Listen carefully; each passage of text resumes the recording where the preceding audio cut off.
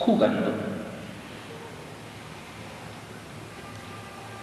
Con razón no veía claro el instrumento caleidoscópico. Ahora sí. No, pues ahora sí veo claro. ¿Qué es jugar? Ahora sí veo los de allá.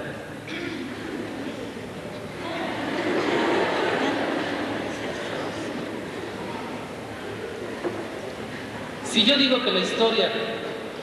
que su historia los niños la dicen jugando, quizás la primera pregunta que habría que hacerse es, ¿qué es jugar? Jugar es intentar poner de un modo visible la complejidad de la historia. Cuando un niño juega, pone en acto la historia, en tanto presente vinculada, entremezclada con las historias familiares que la preceden y también la determinan. Jugar es intentar decir qué es la historia de un niño mientras el niño la está construyendo. Jugar es anudar lúdicamente el pasado y el futuro en el presente como acto. Pero, ¿qué se juega en un juego de un niño? ¿Qué se juega en esa puesta en acto de una historia? En esa puesta en acto de un presente que como elementos de un juego incluye el pasado y quizás el miedo de un futuro. En el juego se juegan las danzas del deseo, o dicho de otra manera, los modos subjetivos como un niño vive su deseo en relación con los otros. Ante tan compleja y maravillosa actividad, la escuela tradicional ha respondido con desconfianza al juego y con disciplina frente a las historias particulares. El gran obstáculo para una nueva forma de plantearse el lugar del niño en la escuela es el predominio de la disciplina frente a la actividad lúdica y amorosa del juego. Ante la creatividad del juego se responde con la espina de la repetición. Ante la singularidad del deseo se contesta con consignas disciplinarias que nos quieren uniformar y fundamentalmente acallar nuestro deseo. La disciplina es el modo institucional como hemos encontrado las escuelas tradicionales para callar el brillo del deseo. Para poder escuchar el juego del niño, se hace necesario proponer un poco de silencio, pero un poco de silencio a la disciplina. Para que el deseo y la singularidad del deseo del niño florezca en el intento de redactar su historia en el texto del juego, sería necesario aceptar las diferencias de los procesos y las singularidades de los niños sin intentar reducirlos a una disciplina callada, silenciada, efecto de lo viejo y totalmente codificada. Suena fácil, ¿no?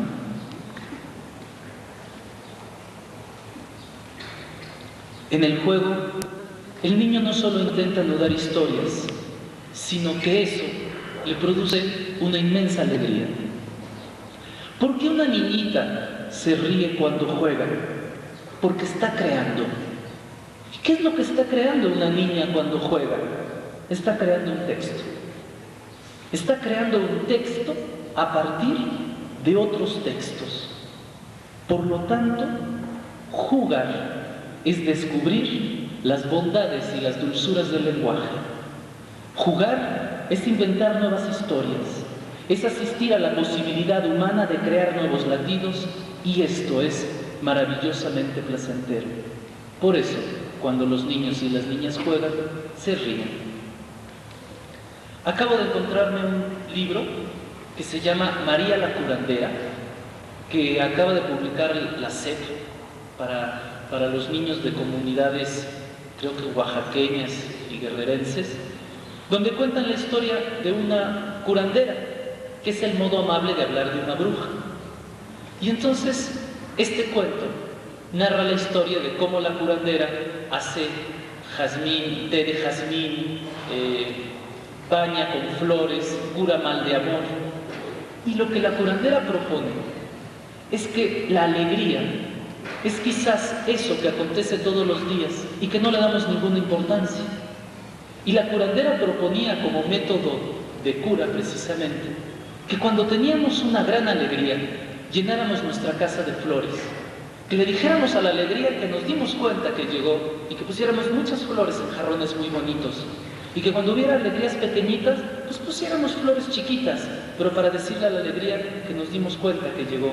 Y que cuando llega un nuevo hijo, habría que poner una gran vela blanca a la entrada de nuestra casa para decir que una nueva luz acaba de llegar. Y que a esas alegrías que acontecen todos los días, como es levantarse, habría que ponerle un espejito en medio de los ojos para que no se nos olvide cómo es la luz del sol. Y habría que poner una gran vela roja cuando un deseo que nos ha costado mucho trabajo se nos cumple y le podamos decir a la alegría que ha sido bienvenido que el deseo nos dé risa. El juego del niño es ¿cómo decirles? El juego del niño produce mucha alegría, pero el juego del niño es algo muy serio.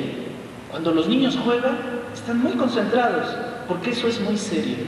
Pero fíjense, el juego del niño puede ser serio, pero no es solemne. A la seriedad gozosa del niño, a esa risa y concentración ante el invento espontáneo, la humanidad respondió con el rito y la solemnidad. La religión hizo del juego rito y de la seriedad de lo allí jugado solemnidad. La religión, fundamentalmente la musulmana y la judeocristiana, intentó exiliar la risa del juego de la vida. Es curioso que se nombre en la Biblia tantas cosas del lado del amor, pero ustedes busquen tanto en el Viejo como en el Nuevo Testamento y no hay ningún pasaje sobre la risa. Incluso un estudioso de la Biblia del Nuevo Testamento me decía que no hay ningún pasaje donde se vea que Cristo rió. Sí lloró, sí protestó, sí enseñó, pero no rió. Lo curioso es que el Dios judeocristiano es un Dios serio. Pero no todos los dioses son serios. Existían los dioses griegos. Los dioses griegos no eran dioses solemnes, eran dioses juguetones. Los dioses griegos jugaban y reían. El dios monoteísta es serio y solemne. ¿Por qué se reían los dioses griegos? ¿De qué se reían los dioses griegos? Los dioses se reían porque mientras jugaban, creaban. La diferencia entre los dioses griegos y los humanos es que mientras ellos reían creando, los hombres trabajan. La risa y el juego atenta contra la solemnidad del trabajo. La carcajada interrumpe el trabajo y la ceremonia. El mundo moderno ha hecho del trabajo la nueva ceremonia. No disfruten, no se rían, no se alegren, trabajen. Ese es el único modelo occidental. El mundo moderno entonces ha hecho del trabajo la nueva ceremonia. El juego está prohibido porque crea en lugar de repetir e introduce el placer y la risa allí donde se exige la ceremonia religiosa y la solemnidad del adulto.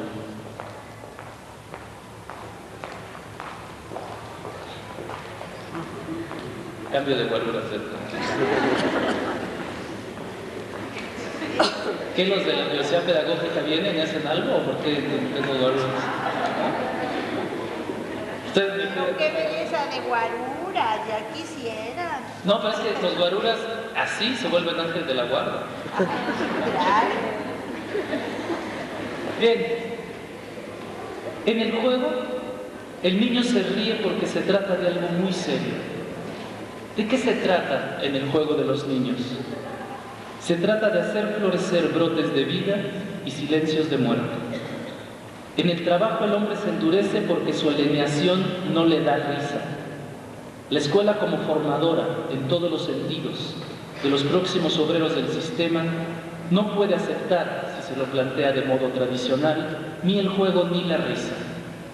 La risa y el juego no se aceptan porque la alegría y el placer atentan contra la tristeza y el silencio del trabajo alienado. La risa introduce un tiempo no recuperable por el grito de la disciplina. Permitir un proceso escolar donde el juego sea el viento del día y la creación el producto del placer, ¿no sería acaso proponer a los niños elevarse a la categoría de dioses griegos? Propiciar la invención y el placer en el proceso de la construcción e invención del saber no implicaría atentar contra el modo moderno del uso del tiempo y la posición frente al trabajo. Sí, todo eso implicaría. Fácil de lograr no es. Jugar no es fácil. Hay que ser muy niño para poder jugar. Pero tampoco es fácil mirar jugar. ¿Por qué? ¿Por qué no es fácil soportar el juego de un niño? Porque el juego es el deseo convertido en baile desinhibido. Jugar es poner a trotar las palabras, las manos y los sueños. Quien juega dice plásticamente, iconográficamente, aquello con lo que sueña. Jugar es soñar despierto. Aún más, jugar es arriesgarse a hacer del sueño un texto visible. Un gran problema es que las maestras y los maestros frente a los niños no pueden jugar. Los niños sí pueden jugar, parece que los maestros no podemos jugar. Un gran obstáculo para instrumentar un programa donde el niño y su juego estén en el centro del torbellino educativo es la dificultad que tenemos los maestros para jugar. No poder jugar no es ni un problema a resolver con voluntad, ni una consigna a obedecer.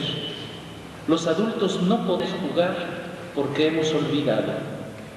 ¿Olvidado qué? Nuestra infancia. Los adultos estamos enfermos de olvido. ¿Cómo propiciar que las niñas digan e inventen con sus juegos cuando uno mismo como maestro, no puede seguir jugando? Uno deja de jugar cuando las instituciones nos convierten en desterrados de la infancia, y la escuela, históricamente, ha representado una institución construida alrededor del destierro del juego, la risa y la creación. ¿Qué representa para los niños el primer encuentro con una educación? ¿Qué representa para los niños el primer encuentro con la institución educativa? Para mí, este primer encuentro de los niños con la institución educativa tiene el estatuto de un exilio. Los niños se convierten en exiliados al obligárseles a dejar el país de su casa y el territorio donde habitan. Valdría la pena decir entonces algo acerca del exilio. Fíjense, un niño desde que nace hasta antes de ir a la escuela, el único mundo que conoce es su casa. El niño ha vivido durante todo el tiempo en su cuarto, en la cocina, en el patio, pero ese es su país. Y de repente un día lo peinan, ¿no? O a ellas así, ¿no? Que las vuelven a todas chinas, o unas así, les ponen una batita extraña, ¿no? Que en general les queda mal, ¿no? Y las meten a un lugar donde una señora, por dulce que sea, les dice: hola, hoy es tu primer día, y antes de que uno diga ¿no? Y se agarran hacia los barrotes, ¿no? Y otros se agarran así, mamá, pues, ¿cómo no? Ustedes se imaginan la violencia, porque además ni siquiera nadie les dice, se los llevan sin anestesia. Un lunes en la vida, un día dejé mi cuarto, mis juguetes y mi pelota, y me llevaron con otros niños desconocidos, unos que olían mal, pues le ganó, ni modo, ¿no? Con una señorita, a que hay que decirle Miss, pues misterio, porque ¿no? Misógino, pues no sé cómo le puedo decir, ¿no? Y de repente uno no se da cuenta de la importancia que tiene para muchos niños ese primer arrancar. Yo creo que esa es la primera vez que el niño vive en carne propia lo que llamamos un destete. Es decir, el momento en el que la madre alimenta con leche buena a un niño, hay un momento donde el niño ya no va a vivir esa leche buena, y se llama destete, y el psicoanálisis tiene que ver precisamente con obesidad, drogadicción, alcoholismo, tabaquismo y todo lo que tiene que ver con la gente que necesita estarse metiendo cosas a la boca porque no soportó, porque la violencia de esa separación no fue hecho de modo tal que uno sepa que el que una mujer se aleje no es que uno la pierda. Esa es la enseñanza de la vida. Y irse a la escuela tiene la misma violencia, porque ahí nos arrancan de la casa, de la madre, del padre, del hermanito y del único país que conozco. Para mí eso tiene la dimensión de un exilio. Pero en el fondo, todos somos exiliados. Exiliados de nuestro hogar, de nuestro territorio, de nuestro país y también exiliados de nuestros sueños más queridos. Pero yo creo que hay al menos dos tipos de exilio. El exilio que llamaremos dulce y aquel que podríamos llamar amargo. Hay exilios fecundos. Estos son aquellos que propician el intercambio con los otros. ¿Qué es exiliarse? ¿Qué es dejar el propio territorio para ir a otro lado? Exiliarse es arriesgarse a los aromas de la otredad. Pero hay exilios donde uno no se olvida de dónde viene. Al contrario, uno llena su mochila con trocitos de pan de la mesa abandonada, con un puñado de la tierra que lo vio crecer, con una canción y una tristeza de esas que surgen de donde uno viene. Si no fuera así, ¿qué podría uno compartir con otros con los que se encuentra? ¿Cómo intercambiar cachitos de historia y apretones de vida si uno no trajera la mochila llena de nubes exiliadas? Pero también hay exilios amargos. A esos habría que llamarles destierros. El destierro es la desolación de haber dejado la tierra y odiar su propio origen, sea uno judío, tlaxcalteca, olmeca o simplemente mexicano. El desterrado no trajo nada para intercambiar, nada de lo que fue o de lo que vino. Los desterrados solo traen amargura. Yo creo que del exilio dulce, han nacido todas las amistades. Porque ¿acaso la amistad no es el riesgo que uno corre de dejar la seguridad del propio egoísmo para preguntarle a otro ¿por qué lloras hoy? Yo creo que del exilio no solamente han nacido todas las amistades, sino todas las naciones. Los Estados Unidos son idiotas si creen que los Estados Unidos no están hechos de irlandeses, de judíos, de mexicanos, de totonacas y de gente de la Escuela Normal Superior.